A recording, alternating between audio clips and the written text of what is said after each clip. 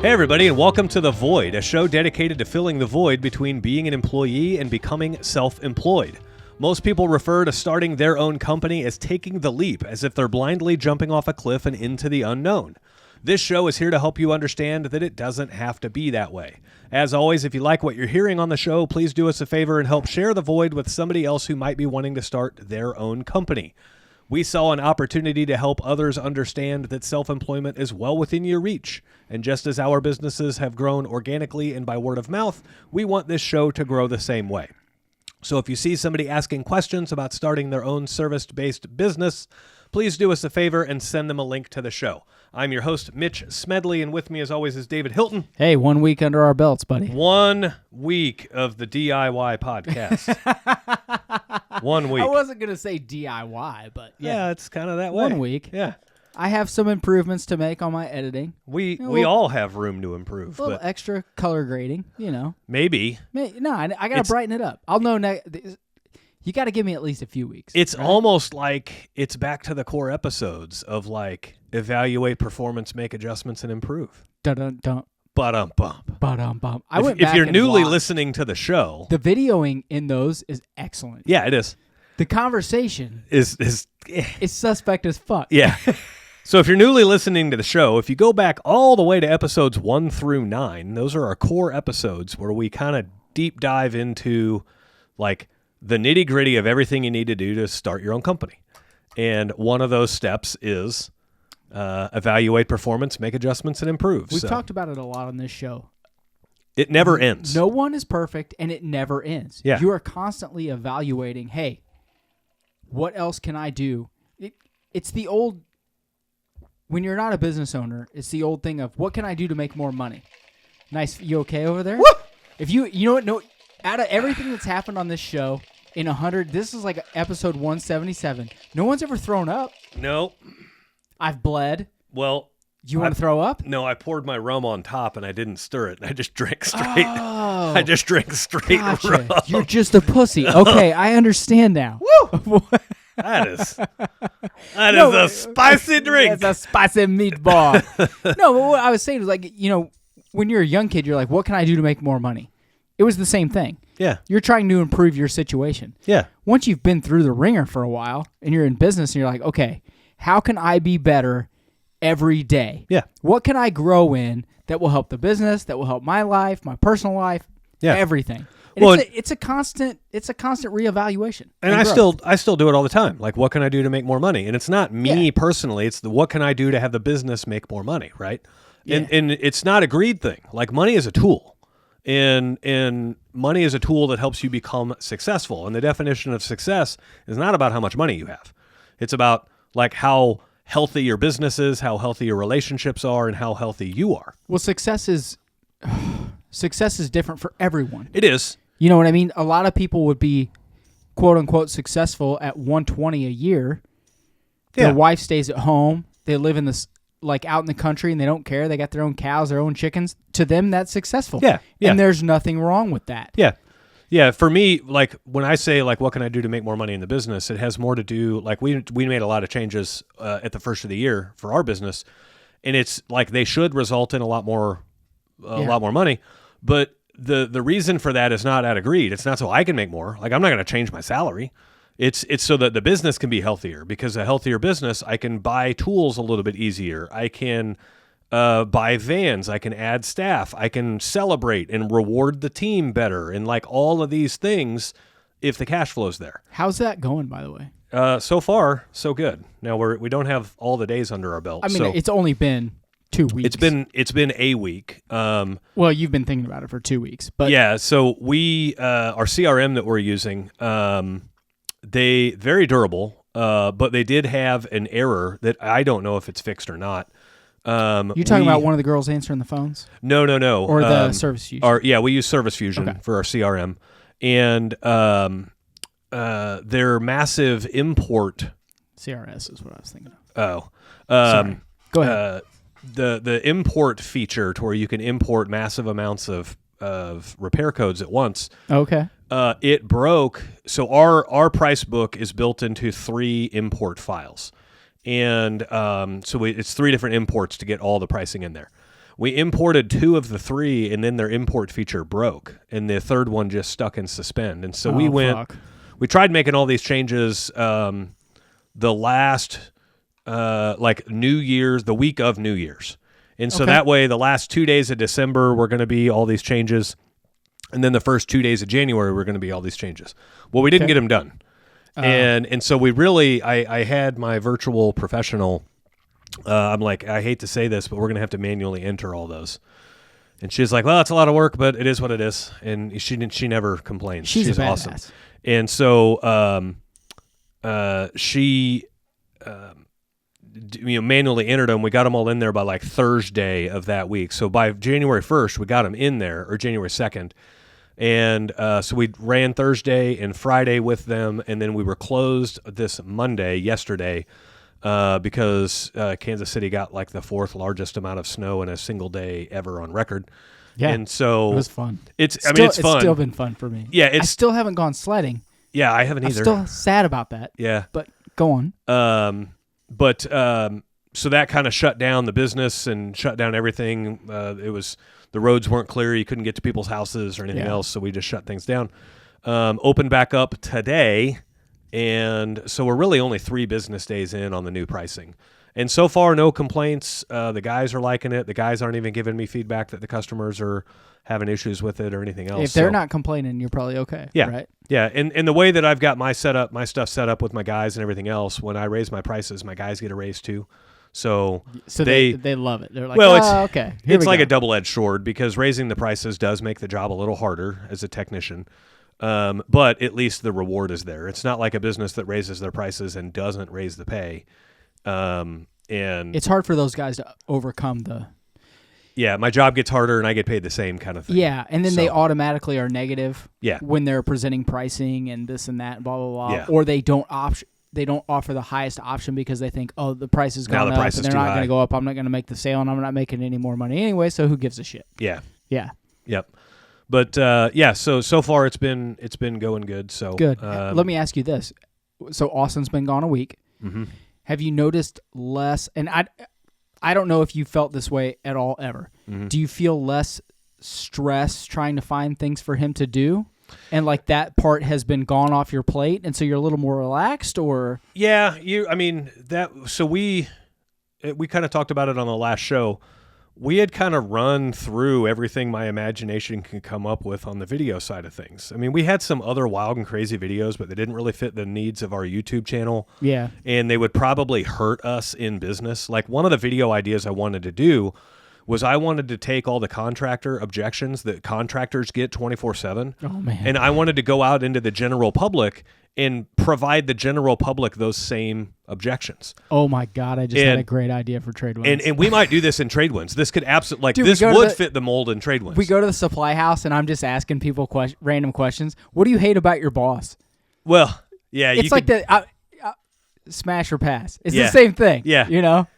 No, like I want to go to a restaurant and then like offer to provide my own material and see if I can get my meal at a discount. That's a good way to get stabbed at a restaurant. Yeah. But it'd be funny. It would be funny, right?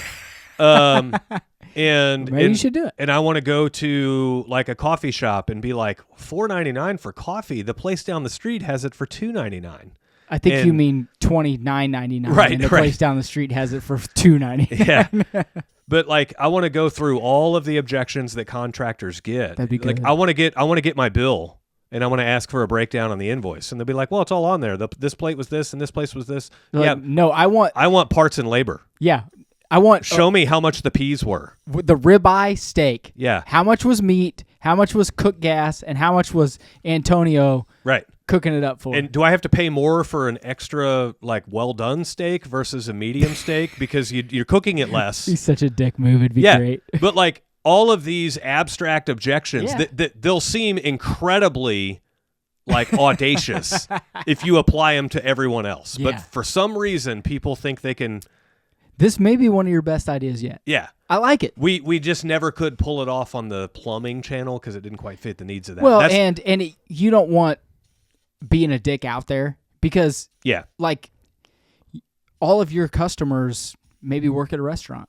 or maybe work at Starbucks. Yeah. Or maybe work at Walmart. Yeah. Or, you know what I mean? We could totally be a dick on this one. Yeah, on this it doesn't matter. So our guys might do don't, that on this one. Our guys don't give a fuck. Yeah. The guys that are in Tradewinds are like, dude, that's good. I want to get some of those Ray-Ban video recording glasses, and we'll just go in and knock it out. I almost bought some. I might need to borrow a chicken, though.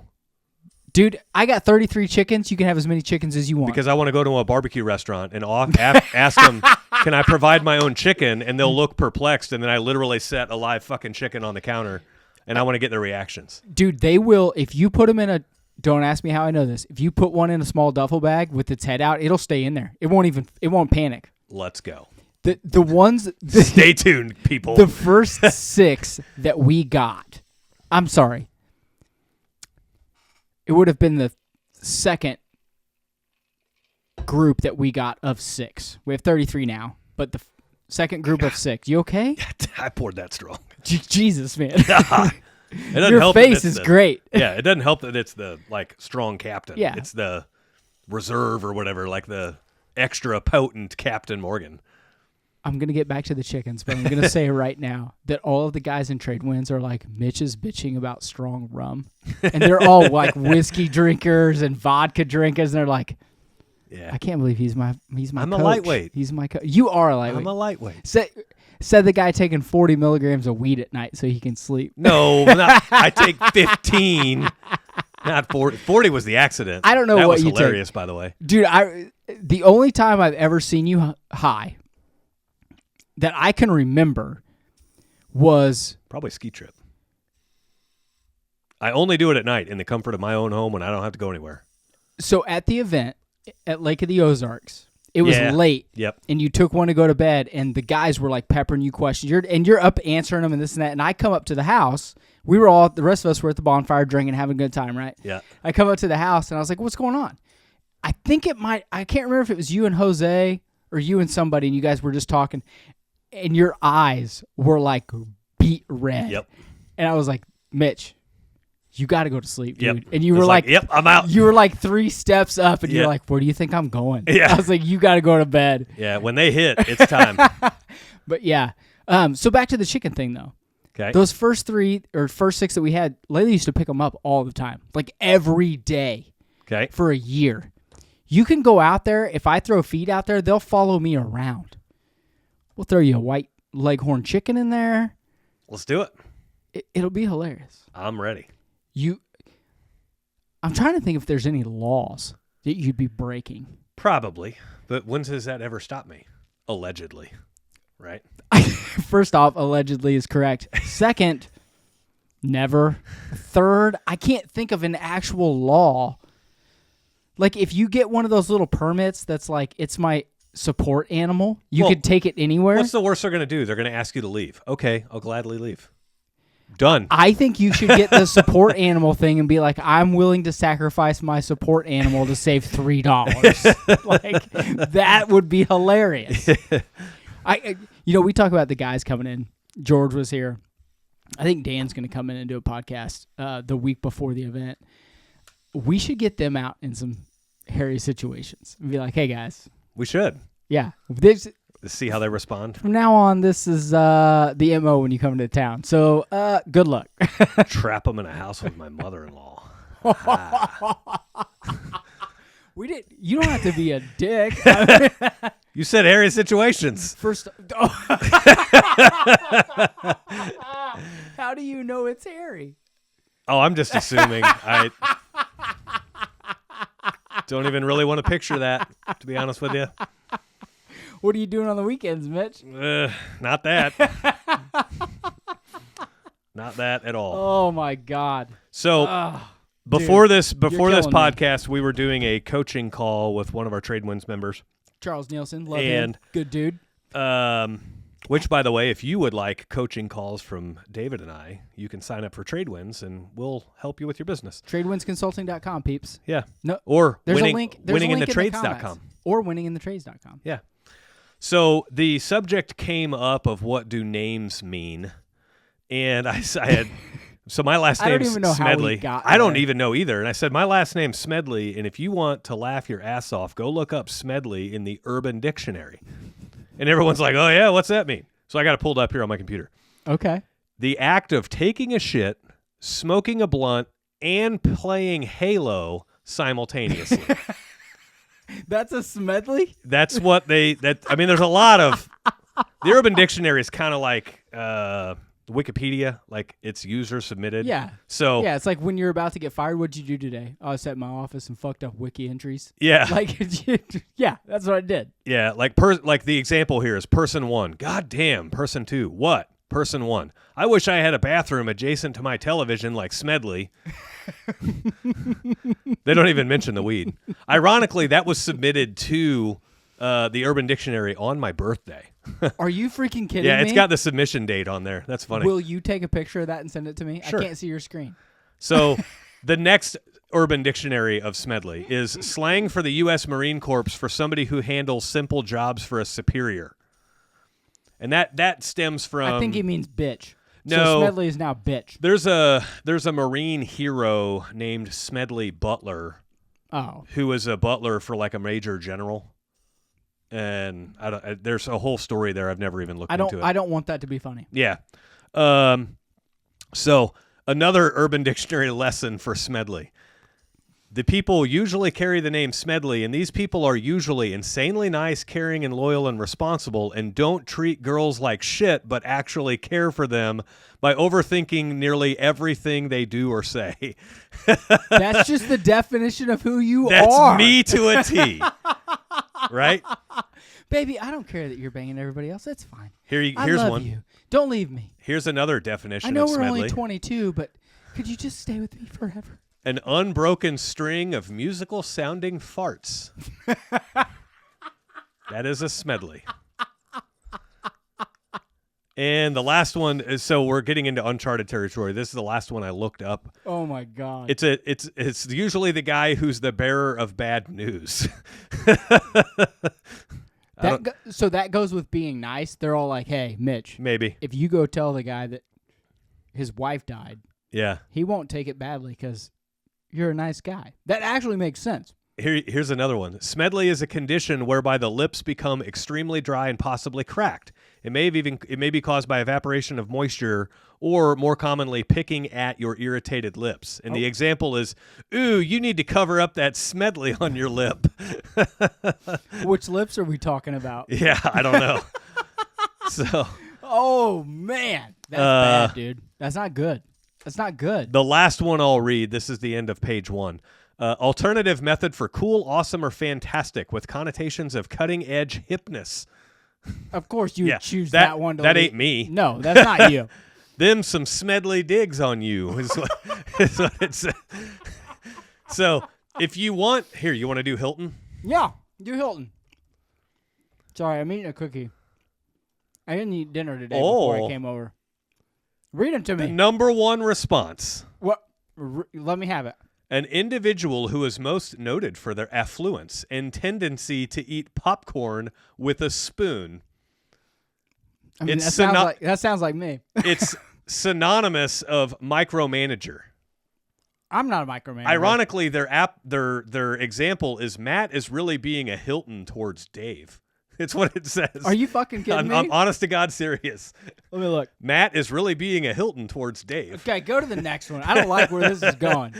I'm not affluent. I am affluent, but I'm not a douche. Oh, God, you're going to love this one. Okay, read it to me. Hilton. He's the guy who appears in your most vivid dreams and fantasies. His face doesn't have the exact form, and he leaves you longing for him for days. That is me. The example is I saw Hilton in my dreams last night. It was insanely vivid, but I couldn't make out his face. Text that to my wife. What else you got? That's good. Here we go. Here we That's go. Gold. There's a word in here I don't know how to pronounce. Hilton, an Asian who likes to watch hentai, because they are skinny bones and weak with a 4-inch. Skinny bones and weak with a 4-inch penis when they were in high school, wishing they had a longer one. The example is, yo, Hilton, get your skinny ass over here. Oh, shit. Oh, That is good. That's not me. oh, Oh my God! Come to an event. I'll show you. that What is else you got? So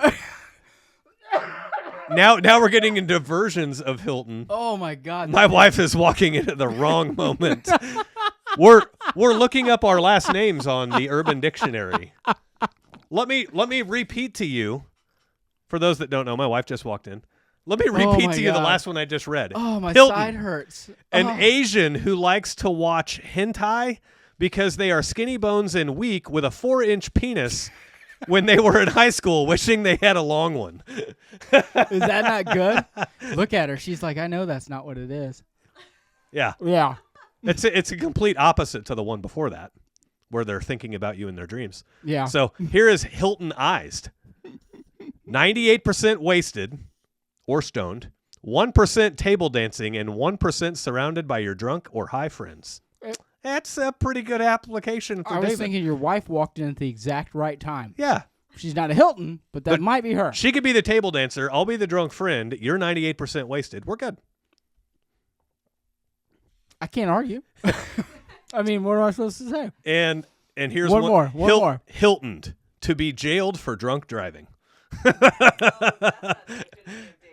I've never. That's No. only been Mitch. No, you've only been jailed for warrants. I was there when you were. Yeah, and Well, I was we can't there. talk about that night. I'm told I can't talk about it. No, you can talk about it all you want. The only one of us that's been in jail for a DUI was you. It was a zero tolerance violation. You were Hilton. I was 10 times under the legal limit when I was You arrested. were Hilton. Hilton. Get Yeah. out of here. I'm trying to work here. I just heard you laughing like a little girl. I couldn't help it. It was funny as hell. All right, I got 2 more to go here because these kind of go together. The Hilton is the phrase. The phrase has its origins for the early release of the Paris Hilton sex tape. It denotes masturbation, predominantly by men, and can be said that it is a clandestine way among friends surrounded. What the heck is? You're really creeping people out, dude. Why is Xfinity wanting to do this? Because Xfinity sucks. I'm getting these weird pop-ups from Xfinity. Yeah. That's a virus from looking at too much porn on your laptop. That's probably my computer got Hiltoned. That's what happened. Okay. So the very next one down is Hiltoned, and it's to have sex with a mate multiple times in a small period of time. And the example is I Hiltoned Jessica all day yesterday. I Hiltoned the shit out of that bitch. That's correct. Is hilarious. All right, so if you guys are looking for something fun to do amongst your friends, look up their last names in the Urban Dictionary and then find the most fitting definition for them. So, on to some actual did you want to talk about real something good? talk. Yeah, let's close the laptop because I'll get distracted by that all night long. It's not going to shut our board off, is it? No, because it's plugged in differently. Oh, okay, good.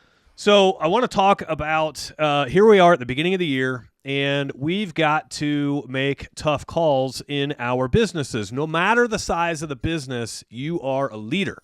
You are a leader if you have employees in your business. You are a leader if you are the only person in your business. And you are a leader if you haven't even started your business yet. Yep. Leadership is not about the title. It's about having an influence on other people. And so being a leader is required in order to have a successful business no matter the size. 1-man show, 3-man shop, 5-man shop, 10-man shop, 100-man shop, doesn't matter. You got to be a good leader. If you want to have a successful 1-man show, you need to be a good leader of yourself. And leadership starts from within and then works outward, right? We've talked about this before on the show, that you can't affect change in the world until you affect change in your nation. You can't affect change in your nation until you affect change in your state. You can't do your state until you affect change in your city. You can't affect change in your city until you affect change in your neighborhood. You can't affect change in your neighborhood until you affect change in your house. And it just keeps going all the way down, right? You can't affect change in your house so you can affect change in yourself, right? So all of this originates from leading by example. And that is one of the key pieces of being a leader, is being ethical and being honest and doing the right things even when nobody is looking. That's how you lead yourself. There's a lot of fake leaders out there that do the right things when people are looking, but then they do the wrong things when people aren't looking. Yeah. They aren't leading themselves. Another attribute of leadership is holding people accountable. And if you can't even hold yourself accountable, you won't make it as a leader, Yeah. right? Bad leaders always want to be leading when everyone's looking. Yeah. You can't be leading. A good leader leads when no one's watching. Okay? They're doing the things on the side to be better, Yep. to make the business better. That is a true leader. Yeah. They are quote unquote the sacrificial lamb a Yep. lot of the times too. Yeah. A good leader is like, hey, I will throw myself under the bus first Yep. before I throw anyone else under the bus. Yeah. That's being a good leader. So it's kind of funny. Like this happened today, and this wasn't planned, but we hired a new plumber this morning, and we hired him a while ago, but he just started his first day this morning, and he did a working interview with us. I'm a big fan of working interviews where I'll pay guys like 1099 wages. Like you're not an employee yet. I'm still going to pay you, and it's not cash under the table. No, you're 1099 them. Yeah, if it breaks $600, I'm sending you a 1099. But I'll pay guys to work with us before they're a formal employee. Yeah. And we want to make sure the vibe's right. We want to make sure that they blend well with us, we blend well with them, and all of this stuff, right? It saves a lot of turnover. It's the best way to get past the resume. Yeah. Like you can fake a lot on a resume. Yep. I mean, a guy comes to you and he's got 8 references. Are you calling every one? I don't call references. That's what I'm saying. Because That's the what guy I'm saying. picked the references. That's my point. Yeah. A lot of companies, you go in there with 8 references, they're like, oh, well, let's call his last one and see what they said. Yeah. Well, that guy could be great friends with that person. Right. And that guy makes a glowing, reference about their work and everything else, and you're like, eh. Yeah, these are all people that were handpicked. Like, I'm not going to call you references. I'm going to trust you at your word. Yeah. Until you give me a reason not to. The working interview is a great way to get good employees. Yeah. If you take only one thing from this show, it's that. Yeah. Yeah, I love the working interviews. So this guy came and did a working interview with us a couple months ago, and he's not from here, so he had to relocate to come work for us. He had to move 3.5 hours. Where's he from? Wichita, Kansas. Wichita, you told me that. Yep. And so he's kind of stoked because they usually don't get snow in Wichita, and we just got the 4th largest snow ever. So well, then he's automatically an idiot because snow sucks. Yeah. Well, he's in that wheel of okay, it's kind of cool, but it kind of sucks too. But it's kind of cool. It's hard. It's hard to go out and hustle and work and get a lot. Just when it snows and when it's cold, your productivity is cut by 25%. Yeah. It just is. Yeah, we cleared snow from man. a fuck ton of driveways yesterday, and I'm beat today. First I go to the off, gym all the time, but it ain't shoveling snow. You looked like shit yesterday. I was tired last night. So people that are watching on YouTube, Mitch has it. Usually his hair is back, like it is today. It was shoveled. Like today's back, and it's down on the sides. Because I was in a hood and a stocking cap. It was it looked like the Trump comb over down front. I was like, dude, I knew immediately. I was like, what did you do today? And then you told me. I was like, yeah, that makes a lot of sense. I was like, dude, you look like shit, man. Yeah, it was a hard workout. But so this guy starts with us, and when he did his working interview, he was in the shop for a little while. I kind of showed him around there, and then he starts with us today. And so we've played a little shop bingo, or I don't know what you want, hopscotch a little bit. We've been moving vehicles in and out of our shops around a lot lately. One of my employees has an older towable camper, and it's huge, and the roof started leaking on it, and so he wanted to reseal the roof, and he needed a warm place inside to reseal the roof so that it could cure without. Is that not under warranty? No, this is an older camper. Okay. Older camper. Older. Okay. Yeah. Okay. It's expensive to take it somewhere. That's why I was asking. Yeah. And so I said, yeah. He asked, could I get it in the shop? I said, you're gonna his camper's really long. It's 37 feet long. Oh shit, that's tight. Yeah, our shops are 60 feet long, but the parking lot's only 60 feet wide. So I'm like, you're gonna have a hard time backing it in there. Well, and you got shit in there, and yeah. And so we kind of piled everything into one shop to clear up room for the other. Well, these are install vehicles, and they've been driven around in the snow and the slush, and stuff's falling off of them and everything else. Wet mess. So today we started moving some things back around, and our newer plumber is helping me. And I made the comment, I'm like, our shop is freaking, now that I got all these vehicles out of our other shop, it's filthy. We have 2 shops, and so we took everything out of one to clear room, right? And I said, it is filthy. I got to clean this thing. And he goes, I do want to point out that whenever I came and did my working interview with you, one of the reasons I decided to work with you was how clean your shop was. He was like, most plumbing companies have a very nasty It's shop. a shithole. And he was like, I figured if you take pride in your shop like this, then you definitely take pride in your customers and your work and your people and everything else. And I'm like, hell yeah. Well, That's literally leadership, right? That's leadership when you don't even recognize you're leading. You're leading by example, right? Or and he's so, a great salesman. No, I don't pick him as the bullshitting type. Now, some of my guys I would pick as the bullshitting type for sure. I don't pick him as that yet. Yeah, we'll that's know. what I'd say. We'll know I'd be more. like, man, yeah, you are just a badass. This thing is so clean. Yeah. You are just, man, Mitch, I love you. Yeah. So, leading by example and holding people accountable is great. And I did this several times today. As we're going through the van of one of our former plumbers, I will say the former plumber returned his van in the best condition I've ever had a plumber return their van in. Well, good for him. Yeah. And so I don't want to take this as a knock, but we all have our little quirks in our vans, right? We all have that one piece of material that we stock way too much of. We always have that one piece of material that we never can remember to stock, and all of these things. My door envelope was always full of bullshit. Yeah. It was just it was my catch-all, and it sucked always. Yeah. It didn't matter what vehicle I was in. It sucked. The plumbers that listen to the show, you'll understand, we started going through his inventory, and I wait. When the guys turn in their trucks, I'll do a high-level overview, and if I don't feel like anything's too out of miss, I don't even mess with it. Yeah. And I wait until the new plumber comes, and then we turn the truck together. Because, for one, I want to have them have vested interest in getting it up to snuff and right. And I want them to participate in it. And knowing what's in there, right? And now they know exactly where everything is, right? Yeah, this is how we do it. Yep. If you don't like it, let's switch it around now. Yeah, well, I don't let them switch it around too much. You know what I mean. Yeah. Just a little. I'd rather have my PVC fittings over here, my black nipples over here. Yeah, I more care about the height of where things are at. I want the heavy stuff towards the floor and the lightweight stuff towards the top. It makes the vehicle less top heavy, and it also keeps our shelves from ripping off the walls.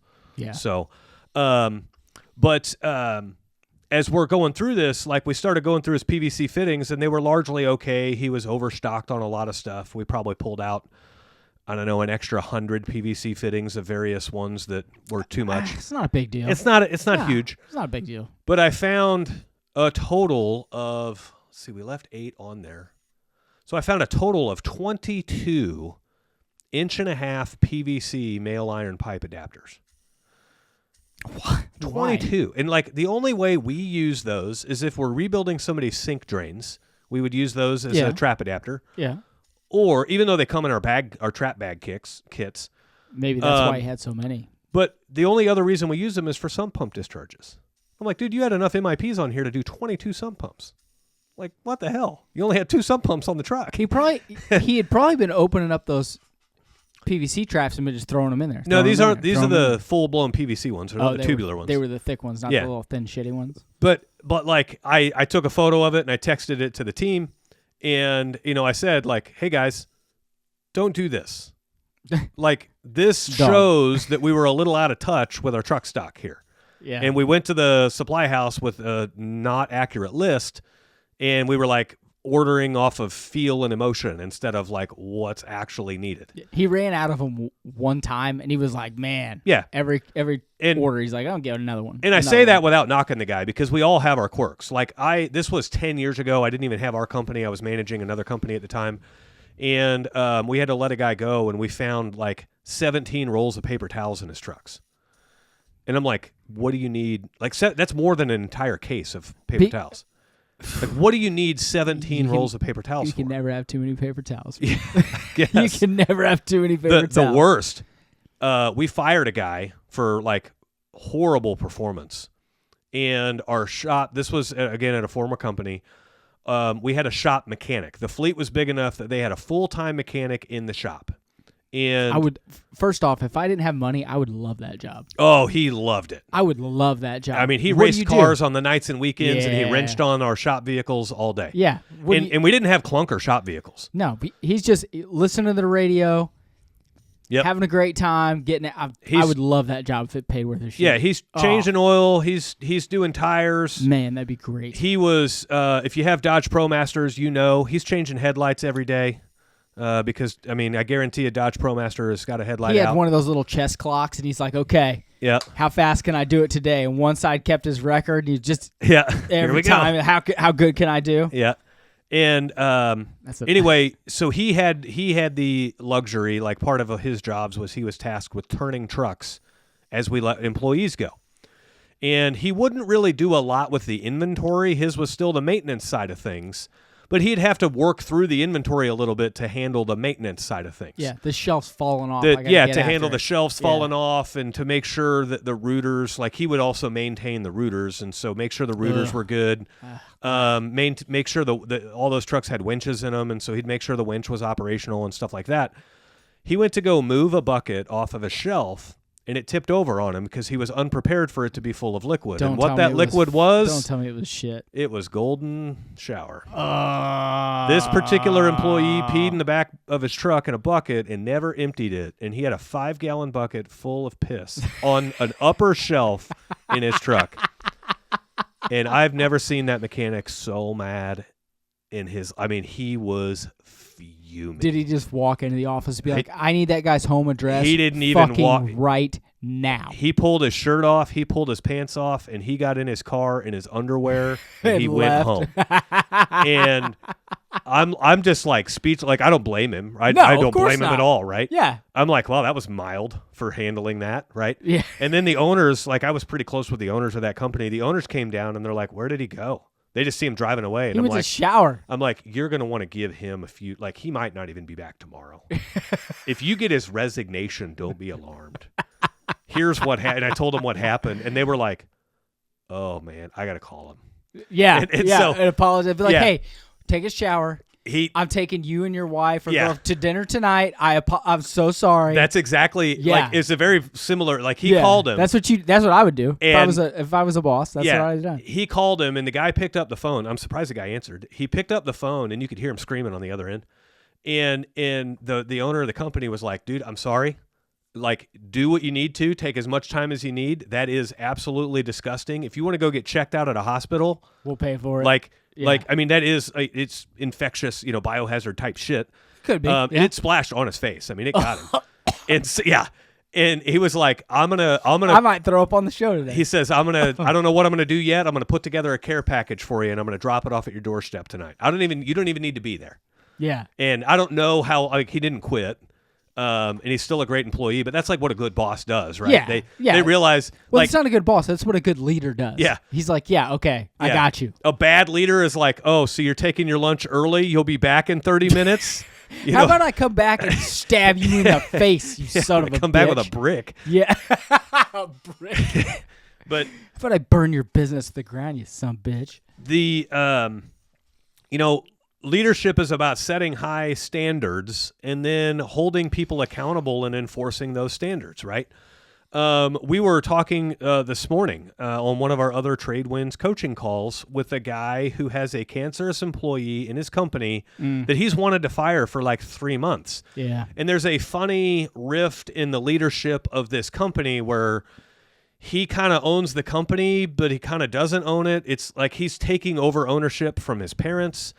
And this employee is kind of his parents' responsibility, and so he has to get his parents to fire him. He's got to tiptoe around it. Yeah. It's a he doesn't thing want he has to handle delicately. He wants to go in there and burn that thing down. Yeah, because it goes deeper than just firing the employee, stepping on his parents' toes and everything else. Yeah. But the reason you set high standards and then have to enforce those standards is because your entire team is watching you enforce standards all day long. Yeah. And the moment you let one guy slide, you now set the bar for everybody of like, well, if Chester over there doesn't have to do it, then I'm not doing it. Yep. And if Chester can get away with saying no to the boss, then I'm going to try to say no to the boss. Or if they don't do that, then they now lose a lot of respect for the boss because they watch how the boss cowers down around Chester and nobody else. Yeah, and even good bosses what that does is create a toxic environment. Yeah. They can breed a toxic environment and don't even know they're doing it. Yeah. Like they're trying to be nice. They're overly nice. They're overly accepting of bad behavior. Yep. And they create just this toxic environment of everyone can get away with whatever. Right. And all that does is burn your fucking company to the ground. It does. It's bad. I've seen some big companies that have lost half of their staff because of things like that. Yep. Usually it's because someone comes in and says, this is not how we're running things. I'm cleaning house. Yeah. And people either quit or get fired. But you don't want it to come to that. Yeah. Like you want to be on top of it constantly. Well, and you'll see this a lot too when businesses get handed down to the children, because the owner of the business earned their position. And we're not talking about who we were talking about earlier. No. This This is just in general. Yeah.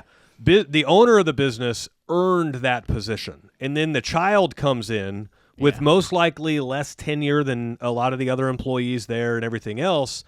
And the child comes in and they watched their father or mother be authoritative from time to time. They've listened to their parent express frustration in the privacy of their home and all of this stuff about employees or businesses or whatever. And if it's handed down wrongly and that child was not groomed and trained correctly to run the business, then the child comes in and thinks that they have to rule with an iron fist, and they think that they can scare everybody into following them. Yeah. And leaders don't scare people into following them. Leaders create such a pleasant experience with the results of good leadership that people choose to follow them. Yeah. And you don't have to be a boss in a company to be a leader. Yeah. You can be a peon, but because you do the right things and you say the right things and you don't misbehave, people will start following your example. You're leading people even though you're on the bench or in the shop or you're riding in a truck. You're not even running a truck yet, or you're a helper on a job. You can still be a leader by picking up that trash that somebody threw at the can and missed the can, and then now the trash is sitting right next to it. Yeah. Or grabbing the shopping cart that's running solo in the parking lot and putting it in the cart corral or taking it to the front door. Like, all of those little tiny things establish you as a leader. When you get up, like let's say you're in a business setting and you get up from a conference room and everybody just stands up, slides their chairs back and walks out. And you stay for the extra 45 seconds and put everybody's chairs back onto the table where they go. That's leading by example. And even if nobody sees it, it's no big deal. But if one person sees it, they're going to be like, wow, that guy cares. Yeah. He really, he wants this place to look nice. Yeah. You know, I used to work at a former place where it was a 2-story place, and they would have these little shit tests for new hires coming in. And they didn't put a lot of weight in them, but they were fairly accurate. Yeah. Okay. And they were fairly accurate. So because it was 2-story, you could watch these people pull in from the upper story, and you could kind of get a view of their car. And you weren't judging them by what they drove, but you were judging them by how well they cared for what they drove. And if they had shit piled all over the dash and the car looked like it had been through a mud run and hadn't been cleaned forever, you know you're in trouble. You know that guy's not going to want to take care of your shit, right? But if they drove like a 1979 Fiat that was rusty, 88 Pontiac Sunbird, Pontiac Sunbird. Let's say it's got rust holes in it because it's an 88. Right? Yeah. But it still runs good, drives good, the tires are in good shape, and it's overall in good shape. It's just got normal wear with its age. It's just old because you broke. Yeah. Yeah. Like, they would say, okay, the guy can take care of his vehicles, right? Yeah. You didn't have to have a nice vehicle. It just had to be kept nice. Yeah. Right? Yeah. It was more about the effort that you put into your vehicle and what you owned. Yeah. Like, that dictates character. Yeah. Right? And so then they would have a wastebasket in the entryway of this building. And they would intentionally wad up paper and set it on the floor next to the wastebasket. And they would see how many people would notice the trash that missed the wastebasket and see who put it in. Okay, so in the wastebasket. Like, you're trying to find out their attention to detail when they come in. Yeah. And it's one of those things that if they missed it, it wasn't always a surefire thing. But if they noticed it and corrected it, you knew that was a good employee. You gave them a little bit more attention in the interview. I have to question one thing. Like, if you're at a business or an office and people have time to think that stuff up and then go out there and throw paper in, you got too many employees to start with. Maybe. Come on. Or you really care about the level of your employees, for sure. You got too much time. So, I mean, I focus that energy. I judge all those things, right? Like, it's no different than in an interview. How much eye contact are you making? What are you doing with your hands? Are you fidgeting? Are you nervous? Are you comfortable? As you're interviewing people, you're making snap judgments about people's behavior, in an instant. And so so that you can understand their character, their judgment, what kind of stand-up person they are or not. Yeah. Yes. Yeah, and so these were more hidden, like I call them shit tests of like, let's just see. You can't really fail the test, but you could pass the test, if that makes sense. Yeah, you can't fail the test, but if you pass the test, you're going above and beyond. Yeah. And I know that I have no doubts now. Prime example. We That's a had good way to one think about it. guy pull in Here or at your other place? at this other place. Had one guy pull in, and he pulled in an older car, and there was shit piled all over the dash. But he was on time. He was actually 10 minutes early. He was dressed appropriately. He smelled nice. Yeah. He, other than seeing the car that he pulled in with shit on the dash, you wouldn't have had any red flags. Yeah, probably right? his cousin's car. And so we started the interview. Or he lived in it. And I said, how's your day going? And he goes, man, it's been a day. He says, I got hit in an intersection down the road. I almost didn't think I was going to make the interview. I got hit in an intersection, and I had to borrow my buddy's car to get here. But I got here, and I even made it here early. I'm here, bitch. And I'm like, okay, well, right there it excuses. Yeah. It's not even his car, These guys are like, this loser. Yeah. Oh, wait. He's a badass, by the way. Yeah. And so then I started asking him about the car that was hit, and it wasn't a high-performance car. It wasn't a show car or anything else, but it was a nice car, and you could tell by the way he talked about it that he really loved he took care of his stuff. He took value in his stuff. And so it's these little shit tests are more or less opportunities for you to just intentionally learn about somebody's character in some way or another. Yeah, and in a way that they can't modify it. Yeah. Right. And shit tests aren't necessarily, like, you don't have to be intentionally setting up shit tests.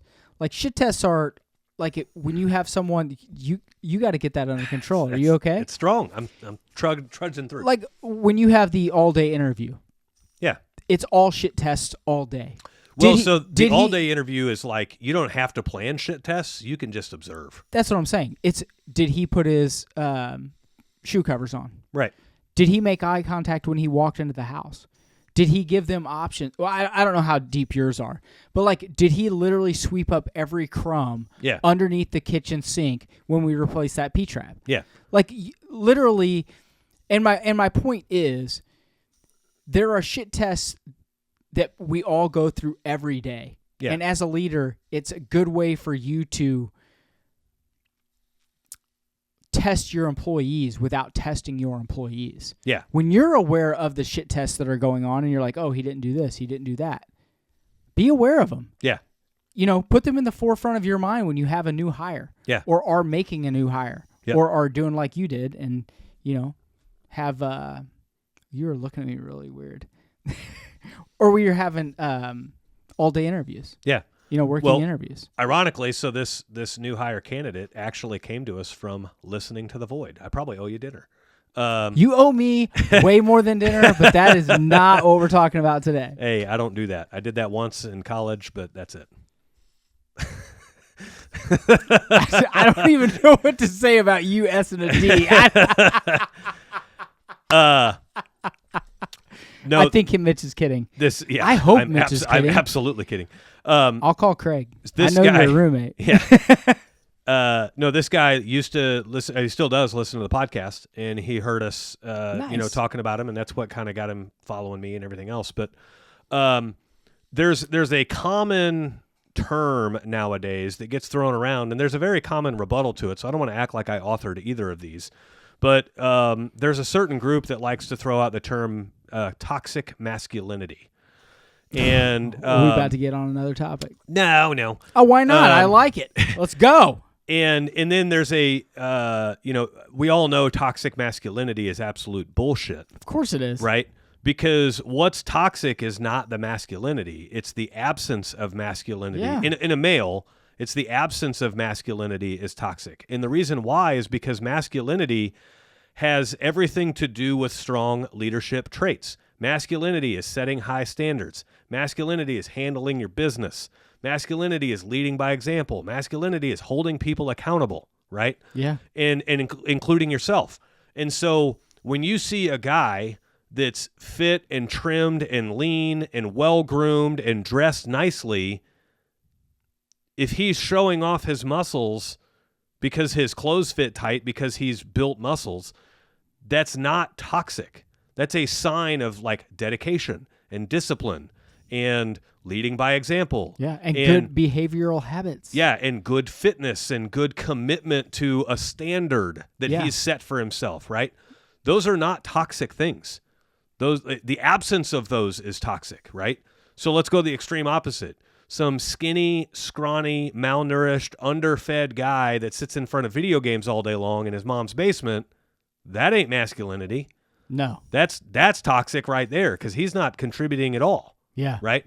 And so, a lot of the traits that, since the predominant volume of the listeners of this show are men, a lot of the traits that relate to masculinity also relate to leadership. They are one and the same. They're very synonymous, right? Yes, they are. And so, I don't claim to be the best at this by no means, but that's part of like my dedication to the gym and everything else is that's my way of leading by example to anybody that I'm in contact with, that like I have these daily disciplines that I do every day for me, for nobody else but just me. And I'm the one who knows if I went to the gym today or didn't. I'm the one who knows if I went and didn't give it my all, if I just went through the motions. Yeah. And, lightened up the weight just to get my reps in and then went home. Like, I'm the one who knows if I, like, leveled up in the gym today and hit a new plateau. Like, nobody knows that shit. But that's what it takes for me to be a good leader. To me, it's a daily discipline, an affirmation that like this helps me be a better leader because I did something I didn't have to do today. We've talked about that a lot, of showing discipline when it doesn't bring you money is the way that you practice discipline. Yeah. Right? Right. Like it shows that you care about something. It doesn't have to be going to the gym. It could be every morning I get up and I read about mental health growth, or I read about how to be a better leader, right? Or I do, X, Y, or Z, because it takes discipline to do those things, right? Every day. It's like I wash my truck every week. Yeah, it doesn't bring me money; it costs me money. Yeah, but it's a thing that I do every Saturday or Sunday, weather dependent.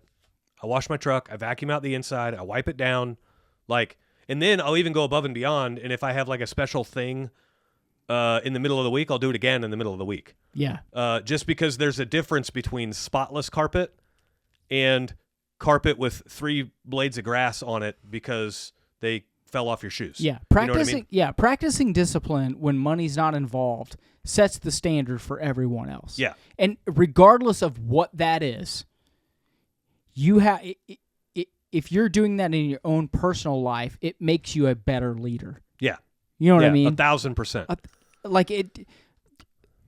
There are things people do all the time, like you were saying, going to the gym every day. Like that's an easy one to use as an example. Yeah. But lots of the time, it's guys being in the office, a boss in the office 2 hours before everyone else, and have everything set up and ready to go for them. Yeah. It's not a physical attribute, but they're showing that they care. Yeah. You know what I mean? Yep. Like that's a sign of leadership. Yeah. They don't get paid extra to be there. They're there to set up their guys to be successful that day. Yeah. That's a sign of leadership. Yeah. You know? Well, here's a small sign of leadership. So I usually cook breakfast for my guys on Wednesday mornings, and we're recording this on Tuesday night. Is it? God. Yeah. I'm ready for spring, man. It's only January. And so I cook breakfast for myself, or for my guys on Wednesday mornings for our meetings. That I've never been invited to. Nope. Employees only. Even when the Tradewinds member was there. Yep. Employees only. Continue. And so to do that, I have to roll open the garage door because of the fumes and the smoke and the grease that gets in the air from cooking bacon and everything else. Yeah, there's probably no exhaust in that. Yeah, shop. There's no ventilation or exhaust or anything like that. Well, tomorrow it's going to be 0 degrees. I can't roll open the garage door and cook when it's 0 degrees because Sandy's takeout. Everybody's freezing, right? So me, as an example of like looking after my guys, I want to make sure a poor leader would just be like, no breakfast today because we'd have to open the door. Yeah, I'm gonna go find like a good breakfast idea. I'm probably gonna get him Casey's gas station pizza, breakfast pizza. First off, that's not a good decision. Have you seen my guys? Man, if you want to have the shits, you get a Casey's. Take them to Sandy's. Yeah, they don't open. Well, I guess they do open at 7 tomorrow. We might do that. It's been forever. The only reason I say that is you used to take them all the time. It's expensive as fuck. Yeah, no, it's just But, like, distracting. That was the big thing. Was that Sandy's is distracting. You and her are good friends. You should get Sandy's to go and just take it to the shop. I'm gonna do something here live on the show. Oh my God. I'm sorry. For everyone listening, I'm sorry. I brought this up and now it's So she just posted. So are they going to be open tomorrow? I know they were. I think they were closed Wednesday, today. July 8th, 7 a.m. Sweet. We're going to go to Sandy's tomorrow. There you go. It's been decided. Go to Sandy's. So Can I go? I made a post. Can I pay for my own food and go? Are you going to be there at 7 a.m.? Fuck no. Okay. I would. Janine's changed her schedule. I have to get Layla on the bus on Wednesdays now. So. She doesn't have to work. Yeah, she doesn't have to go to school. We'll talk about this later. Bring Layla? You want to talk about distractions? Yeah. Yeah, there you go. So, no, I made a post. So as this weather was coming into town, you end up with a lot of, especially if you're on your community Facebook groups a lot like I am for work. Man, I was on this weekend too. It was brutal. Yeah, it's so hard. You get a lot of, people tell about themselves a lot in those groups. But there's a lot of these small businesses making announcements that, like, out of an abundance of caution for our staff, we're going to choose to remain closed today. And this is like Sunday, the day the blizzard is in town. Yeah. Okay? There's not a car on the road. Yeah. And so I made this. Is this the, hey, we know we're not going to make money post, but we want us to. We want a virtue signal. Yeah. Yeah, and so I made a Facebook post like, I find it funny when brick and mortar stores act like they're closing out of the safety of their employees. I think I saw that. When in all reality, they aren't going to have any customers today. No. They ain't closing for that. They're closing because it doesn't make sense to be open. No, just say, hey, we're closing because we know none of you can get here. Yeah. If you need something, let us know. Yeah, and so depending on what their business is, obviously. Yeah, and I'm friends with quite a few business owners in town, and we have a great relationship. And one of them I kind of butt heads with a little bit, but just enough to make great conversation. Like, we don't argue, we just kind of disagree. And kind of like us have sometimes. Yeah, and he owns Side Pockets, the pool bar here in town. Oh yeah. And so he replied to it, and he said, well, we were open last night when the ice started coming in. The ice started coming in Saturday night. The smoke-filled dumpster fire that is Side Pockets. It's smoke-free now. I know, but it still smells like a fucking ashtray in there. It's actually pretty good.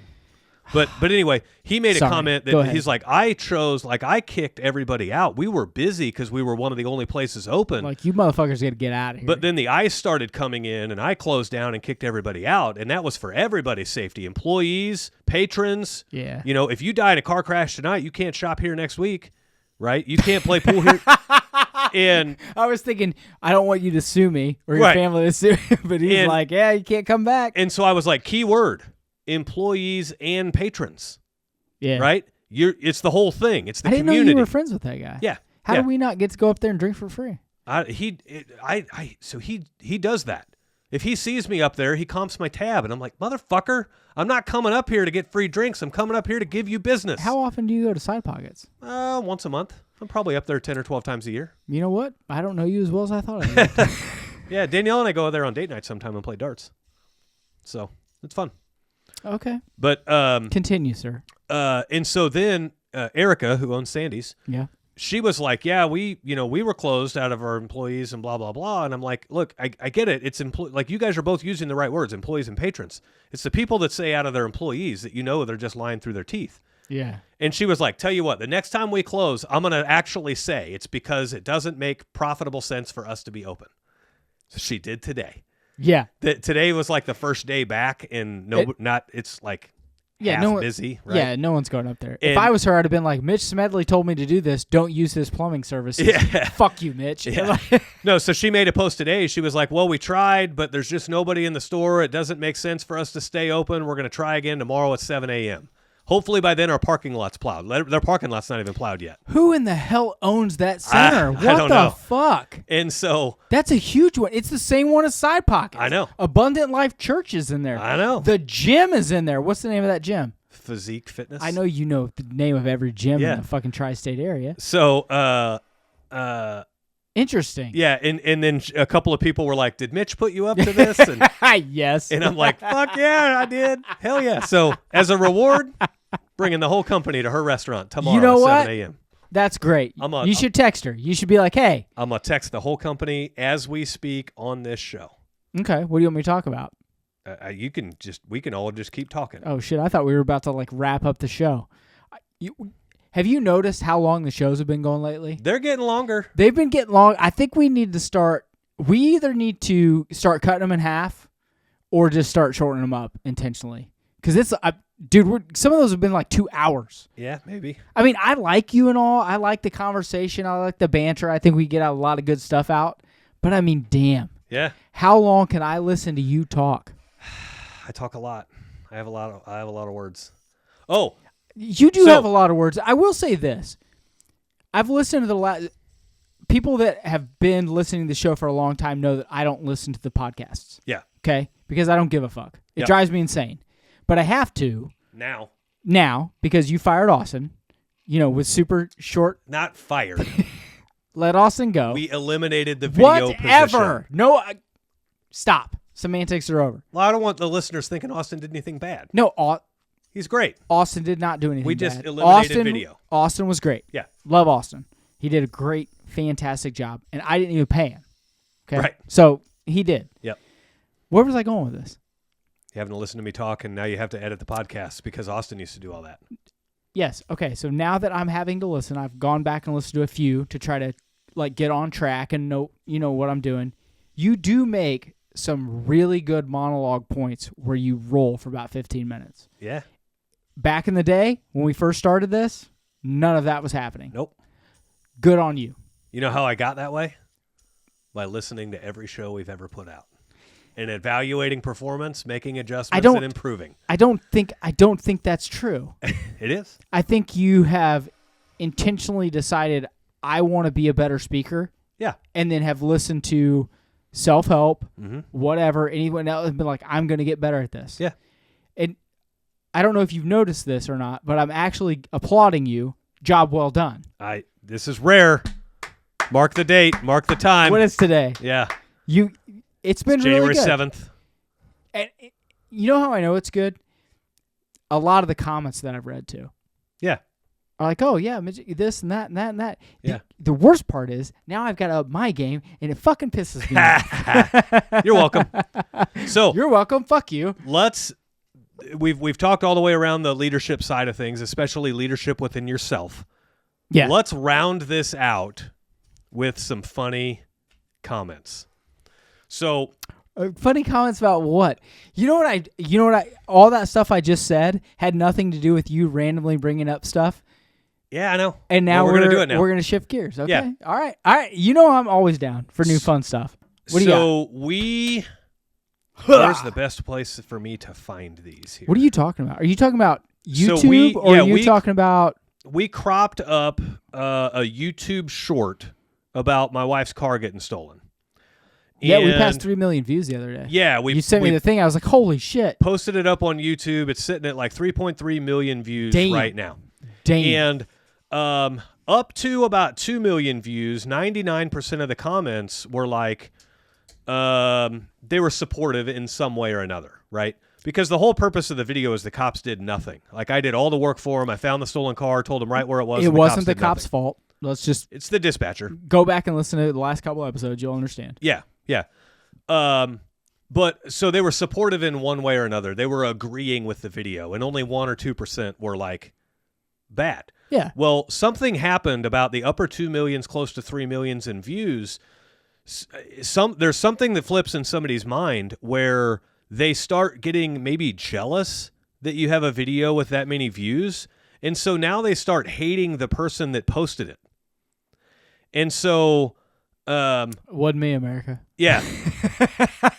So one of the comments, this comment was just 13 hours ago. Okay, give it to me. It says, "A girl driving an SRT Jeep, bro, you are done." And I said, "That's my girl driving that Jeep, and I've been done for 20 years." And he said, "I'm sorry for your loss, man." He's 100% right. Yeah. You whipped ass. And so This other That's gold. comment, I actually pinned. You can pin as a creator of videos. You can pin one comment, and this was the funniest one, so I pinned it. It says, "Him, I'm gonna call the cops." The cops. No, you're not. And the criminals just laugh the whole time. No, you're not. Yeah. Nope. Let me. There's a ton of comments like, "Dude, just steal it back. What are they gonna do? Call the cops?" And it's like, dude, we tried.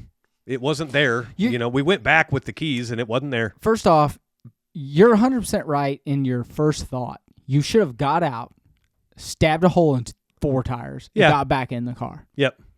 That's what you should have done. I'm trying to think. I wish this thing could go. Like, if we could organize.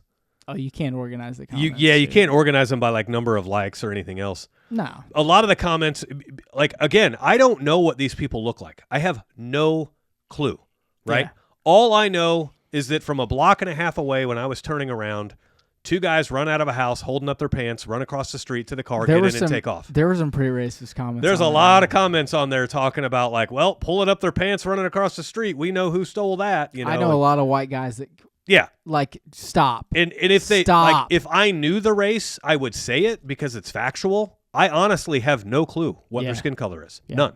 None. And for everyone's reference, I'm from right by there. Yeah.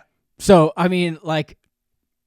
Hey, you had a cop question if you were white or black. I've had a lot of questions in my day asked to me. Yes. I'm going to have a hard time finding them. I'd love to find them so I could quote them word for word.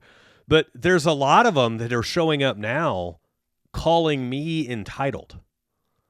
Because you were trying to get your own shit back? Yeah. They were like, wow, if this isn't the definition of entitlement, some white podcaster on YouTube thinks it's okay for him to chase after these people. No, entitled would be like, I'm calling the cops and saying, if you don't do this, don't you know who I am? Right. I'm Mitch Smedley, a white That would be entitled. Yeah. I'm not like, getting out there doing the legwork. I'm like, imagine being called entitled while you're trying to get your own property back. And I love crushing you on this show, and I can't even go along with that. Right. If anything, the criminals are entitled because they feel entitled to my property. They are entitled because the prosecutor won't prosecute them, and they're like, you know what we can do? Yeah. Take whatever the fuck we want. That's Right. the definition of entitled. Right.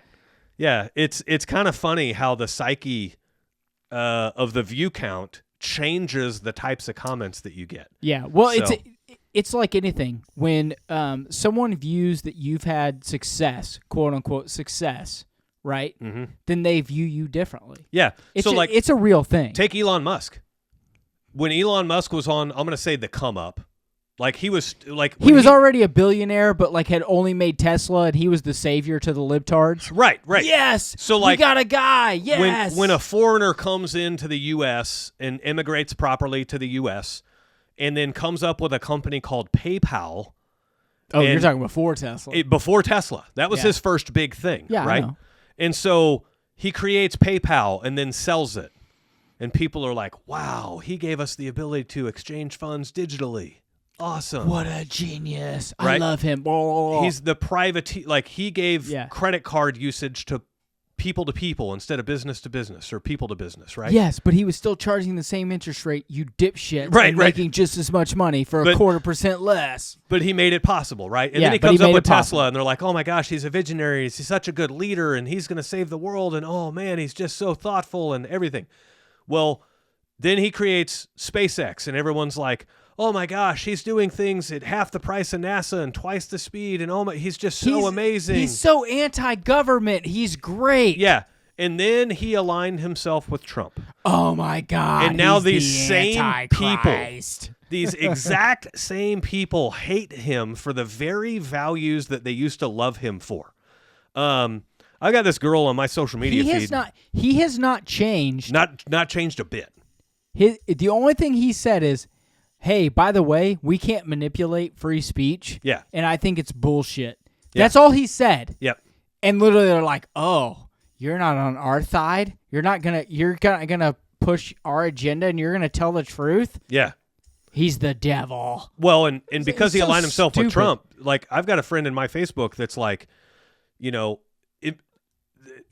got about 10 of them. Yeah, they're like, the world is now in the hands of an oligarch, and oh my gosh, if Russian oligarch. if you knew how he made his fortune, you would not like him and all this. I'm like, you were just praising him for how he made his fortune 2 years ago. Yeah. What do you mean if I knew, like, PayPal, Tesla, that's how he made his money. Off the slave labor of his employees. Literally 2 years ago, you were just bragging his high praises that he can create all of these jobs through his vision in his businesses. Yeah, meanwhile, those same people are worshiping the ground that LeBron James walks on while he's part of Nike, using slave labor in China to make those shoes and sell them back to you. Typed on your iPhone. Yeah. It's like, what are you fucking... do you even have any, like, introspective view of yourself and what you believe as truth? Right. Like, what are you doing? Do you know how hard it is to talk to you when you're making that face? It's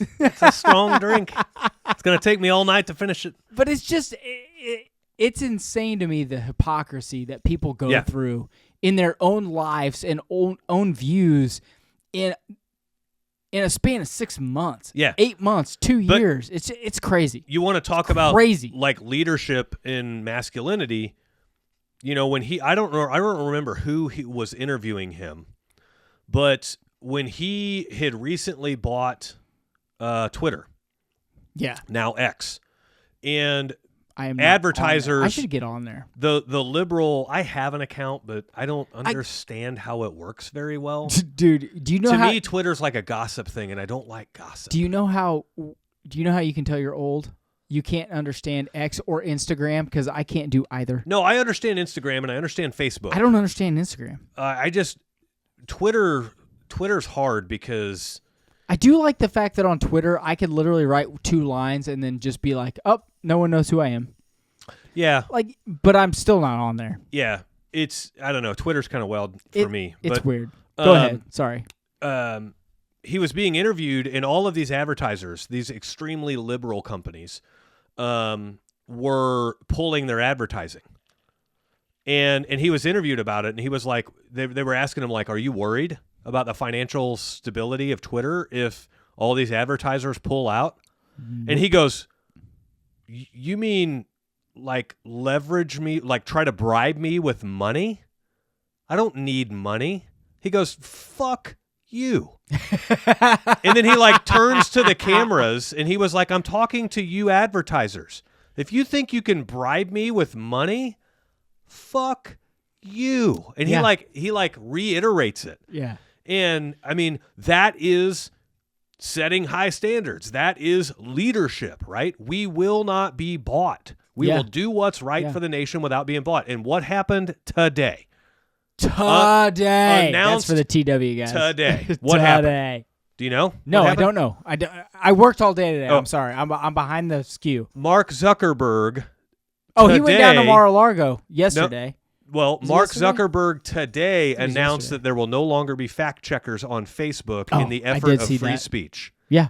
Ironically, after the election and literally the day following the certification of the vote, when they realized, okay, fact checking didn't work to manipulate the outcome of a vote like we thought it would, here we are. And what's funny, I just got I don't get fact checked a lot. I don't post a lot of stuff, divisive stuff to get fact checked anymore. No, you don't. I got fact checked 3 days ago, and I was really surprised. For what? So, because this big blizzard was coming into town, Jim Cantor from the Weather Channel was in Kansas City. Such a douche. Right. The guy that's such a liar. The guy that's notorious for standing in wind, acting like he's bracing himself. And people are walking by in the background. There's tourists like walking by in shorts and flip-flops. He's such a piece of shit. He's also been busted standing in the deepest trenches he can while his film crew stands on largely dry ground. Yeah, like, trying to act like it's 4 foot of water. Yeah, the floods are so bad. No, you're standing in a fucking culvert, you idiot. Yeah, we don't push drama here. We only push facts. Right. You're a liar. And chances are he's not even on his feet. He's probably on his knees to make it look even deeper. Yeah, right? Well, he's probably used to that. So so he was coming into town, and this wasn't even a post, it was a comment on a post. And I was like, oh, great. I can only see it now. He's going to act like he's bracing himself in the wind and like this is dangerous conditions and nobody can be outside. Meanwhile, 2 toddlers are screaming and giggling, passing him on a sled, having the time of their life because it's just snow. Yeah. But you got fact check for that? Yeah, I got gold. fact checked for it. And they blurred out the photo. You have to click on it twice. You have to say like, yes, I want to see the photo. See why. Yes. Yeah, it's so dumb. And then it's like, Jim Cantor is oftenly mislabeled as embellishing the severity of weather. And it's like, no, he fucking does embellish the severity of weather. Like, have you seen the video of the newscaster that's standing in actually in a hurricane? Yes. And she gets taken out by a stop sign? Yes. Yeah. That's do real. Do that to Jim Cantor and I'll finally fucking believe him. Smack him in the face with a stop sign at 110 miles an hour and I'll believe the severity of the hurricane. He's a piece of shit. Absolute piece of shit. He's a piece of shit. He's a fucking liar. Yeah. He's been caught lying about weather. What I don't understand... And then here the fact checkers are saying, what you just saw, you didn't see. Why is he still allowed to do it? I don't know. That's no clue. That's what pisses me off. Yeah. Why are we just enabling these people to manipulate news through lies, and then do we keep throwing them on fucking TV? Why? Because they can talk on camera? Yeah. It takes 3 weeks of training. Well, any fucking dumbass can do it. So last week, a local news agency came to my house. I'm mad all of a sudden for some reason. I blame you for this. The Fox 4 News came to my house last week because they saw the viral video taken off about Kansas City not doing anything about car thieves. Oh, KCPD. And so the news comes to my house, and I tell them the whole story, and I tell them what the dispatcher said, and the dispatcher refused to help and everything else. And then, unbeknownst to me, they go and interview a sergeant at the police department. He was probably like, yeah, this bitch won't fucking prosecute nobody. No, and the sergeant was like, I don't really know anything about those specific events, but if you call into 911, just stay on the line and tell them you'll get them the case number later. They don't actually need that to start anything. And you just tell them, like, we'll get to that later, but now just come out to where I'm at for the car. And I'm like, oh, that's funny. Because did that. That's what I tried to do. Did you get that transcript yet? No, I cannot figure out. Like, well, for one, last week was a holiday week, and then with the snow days and everything else, I can't get through to order it. And I've got to order it through the, what do they call it? Don't you have an attorney buddy? If you had an attorney buddy, they could just call down there and probably get it. No, it's so I can order it because it's my transcript. But if anybody else orders it, I think it has to be court ordered. Okay. I'm trying to remember. It's a 4-word acronym. FOIA. Yes, Freedom of Information Act. Yeah, there you go. FOIA. So I can order it through the Freedom of my mind just went blank. Oh, don't blame it on that. Dave knows some stuff. You know, Dave knows some stuff. But through the Freedom of Information Act, I can order it because it's my information. It's my recording. Yes. But if you tried to call and record it, you would have to show some legal reason why you need it. I would have to get an attorney, and the attorney would have to go to a judge and be like, hey, he needs it because of X, Y, and Z. Right. And then that judge would give him a warrant to then get it. Yeah. That's how that would work. I hope I can get the recording because it is, for one, it's incredibly damning to the KC police. It is hilarious. You do not. First off, it's not damning to the KC Police Department. It's damning to their dispatch. To the dispatch. The 911 dispatch. Oh, that's another comment that we get all the time. The on 911 dispatch is not the same as the. They get paid through the same fund, but they aren't cops. The people answering the phone are not cops. Right. I want to make this very clear. I have a cousin that's a cop. Yeah. I have 2 uncles that were cops. One's retired, one's dead. I have 2 friends that were military policemen. Mm-hmm. Mitch and I support the police more than anyone. 1,000%. I have given a ton of money. Okay, yep. We love cops. Yep. I wish there were fucking 10 times the cops to keep the D-bags off the street. Yeah. So don't think for one fucking second. Yep. I'm not saying we haven't made it clear, but I'm making it extra clear. Yep. Love me some cops. Cody Smith used to be a cop. Yeah. Now, I don't think he listens to this, but the problem, good cop too. The problem is the cops Jeff are Pagel. the pinpoint of all of the heat. And what I mean by that is they're the epicenter. Yeah. How do you get a cop to come to your house? You call 911. Yeah. Right? So when I called the cops, 911, and I run into friction, the cops get the heat for it, right? Yeah. Same thing, like like if my plumbing company were to burn somebody's house down by accident, You're taking the heat, dog. my dispatcher's going to get heat for it because First. she works at the plumbing company. She's the first one. Right. Everybody associated with the plumbing company takes the heat, right? Everybody associated with the cops takes the heat. Yeah. But yeah, to be clear, this isn't a cop issue. It's a prosecution issue in And Jackson County. A dispatch issue because that lady was not following what the rules are.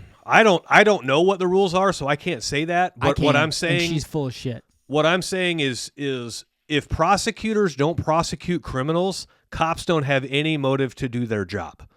And if I called the cops and said my car was just stolen by a 6-foot-tall white guy in a purple shirt and pink shoes, and the cops found my car 2 blocks away, driven by a 6-foot-tall white guy in a purple shirt and pink shoes, We've said this before. You're right.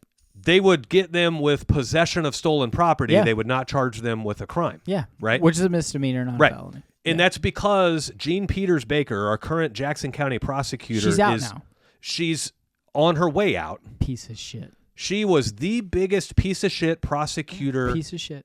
ever. I hope we don't get sued for this. It's just our opinion. No. But she's a piece of shit. How can you get sued for somebody not doing their goddamn job and us pointing it out? Their job is to prosecute Defamation of criminals. character. No. She is like I know. absolute piece I of know. shit. And there's I know. nobody in their right mind that could argue that when you're staring a criminal in the face and then you are taking the spearhead of lowering their charges for them, and then you don't even enforce the charges that you do charge them with to the fullest extent. Yeah. It's like, what more do you do? Yeah. I mean, there's a cop dead in Independence because of her. Yeah. Because she let him off the hook, and literally a day later, he went out and killed a know. police officer. I know. So She should probably be sued. she should probably be she should probably burn in hell. Oh, first off, she's probably gonna burn in hell. Yeah, But that family deserves some justice. absolutely. The city deserves, like the entire metro Yeah. area deserves justice from that. Yeah. Because It's bullshit. here, I don't even live in that city, and now I'm a victim of crime in that city because of her bullshit. Yeah. You start prosecuting car thieves with grand theft auto, and car thieves start spending 10 or 15 or 20 years in prison because of stealing a $60,000 car, and all of a sudden car thieves aren't going to steal as much anymore. Yeah. And, Right? And I'm even okay with it's their first offense. They've never done anything wrong. Okay, they get probation. You get 3 years and then probation. No, they get probation. I don't even give them, like, they Get probation. Everyone gets one chance. In my book, everyone gets one chance. They do it again, 10 years. It's the 3 for a nickel thing, but times 3. I don't even like that because, like, I can understand being in so here's the gray area with this. So I have this idea. Here we go. If we talked about shortening the keeping show. these Yeah, I know. Show short. We're at 120, Mitch. So if you prosecute identifiable stolen property as theft, so if you're in I'm possession, following you. if you're in possession of a stolen reciprocating saw, nobody can identify that from any other saw, right? You're just in possession of stolen property at that point. But if you're in possession of a registered, insured piece of equipment with a unique identification number on it that is listed as stolen property. So anything with a serial number over X amount of dollars. Yes. Okay. That's insured. That's insured. And you get caught with that stolen property, then you are charged with the theft of that stolen property. I think it should be. You could limit it to just automobiles or construction equipment. I'm just thinking, if you're caught with a stolen piece, okay, yes, there's a penalty. If you're caught and convicted of stealing it, it's a higher crime, right? Well, what I'm saying is you're caught with a car, okay, stolen property, blah blah blah blah blah blah blah. You're charged with X. You're caught and convicted of actually stealing that vehicle, it's higher than that. Well, you know what I mean? Like they can't be equal. Is my point, I guess. What I'm saying is, so we had a tablet stolen out of one of our work vans. We have the suspect on video. They got out of their car. We have the license plate clear as day. They reach into our van, steal the tablet, and drive away.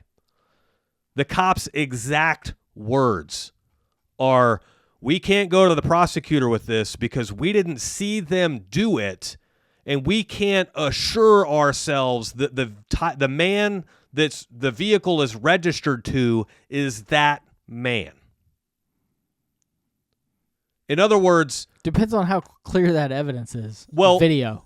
How clear is the video? A cop could see you steal a car, and then they would question the cop's memory. In other words, there is, like, you could steal shit all day long and never get caught, and the worst offense you're going to get is in possession of stolen property. You're right. Maybe we should start a fucking stealing ring. Maybe. But what I'm saying is, I got nothing to do. Like, you don't get in, somebody doesn't just loan you a car and you get into it, right? If you get into somebody's car, yeah, you know it's stolen. You know it's stolen, yeah. or if you don't, shame on you. If cops episodes from the 90s have taught us anything, it wasn't my baby mama daddy car. Right. Okay? Right. The motherfucker's stolen. Yeah, it's my cousin's car. Bullshit. Yeah, it's right? stolen. So, so that's where I'm saying the insured, registerable, like VIN, vehicle identification number, trackable a thing, right? Well, like your tablet has a serial number. We have the fucking suspect on video. License plate, careers front. Like, I'm saying it has a serial number. You could be like, okay, that's mine. I know that. Like, it's not a wrench that someone stole from a goddamn pawn shop. Yeah, it's not a screwdriver. Like, it has a number that you can track. Right. I'm backing you up on this. Yeah, we can digitally track it. We can pin the tablet in the guy's house that matches his license plate. Yeah. That matches the description of the video, and that's still not enough evidence for the cop to convict this guy of a crime. You know what? It's enough for us to put on ski masks and go fucking like Robin Hood shit. And that's like, where shit's going to go, is you're going to get a lot of vigilante justice before too long. Vigilante justice is a thing now, and no one talks about it. Right. People can literally, like, if you're on the Google net and you hack it, I can see where your phone is at any given time. And I'm like, okay, this phone was outside of my address at X time. Yeah. When this stuff went down. And now it's at 7854 12th Street in Independence. Maybe I just take my fucking shotgun over there and leave my phone at home because I know that the Google Net can only track me if I take my phone. Right. Like, it goes on now. Yeah.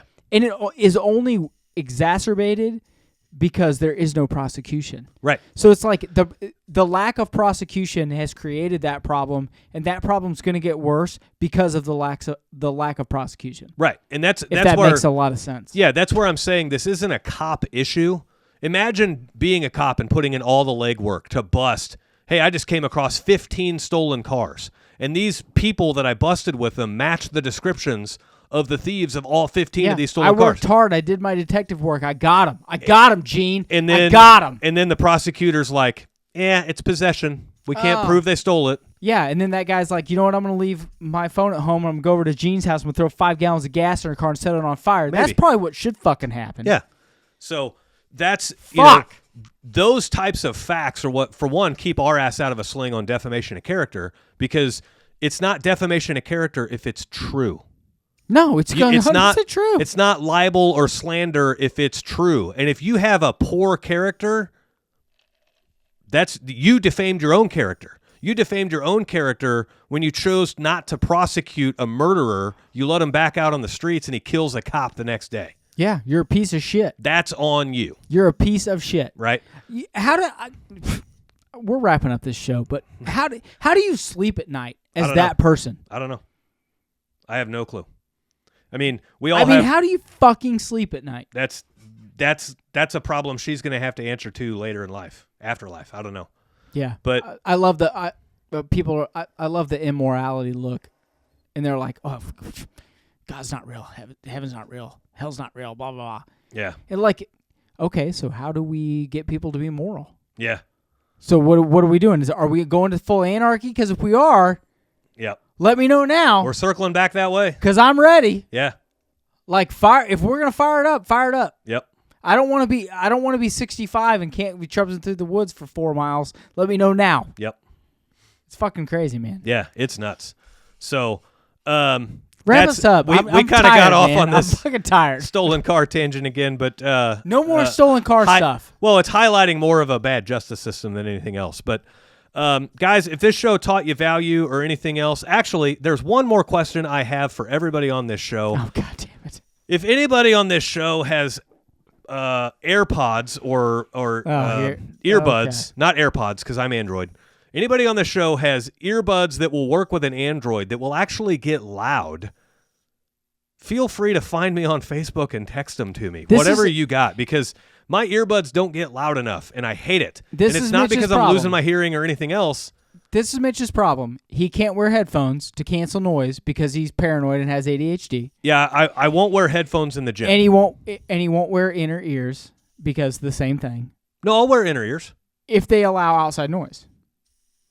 It's not really if they will allow outside noise where people are walking by and stuff, you'll be fine with it. I don't want to get so zoned into my music or my podcast that I'm listening to that I can't hear somebody sneaking up behind me. I like the axles. Axles, I think they're AXILs. Yeah. They're inner ears, but not inner ears. You know, you can actually go and have inner ear molds done like the professional musicians do at any ear doctor and then have implanted stuff put in them.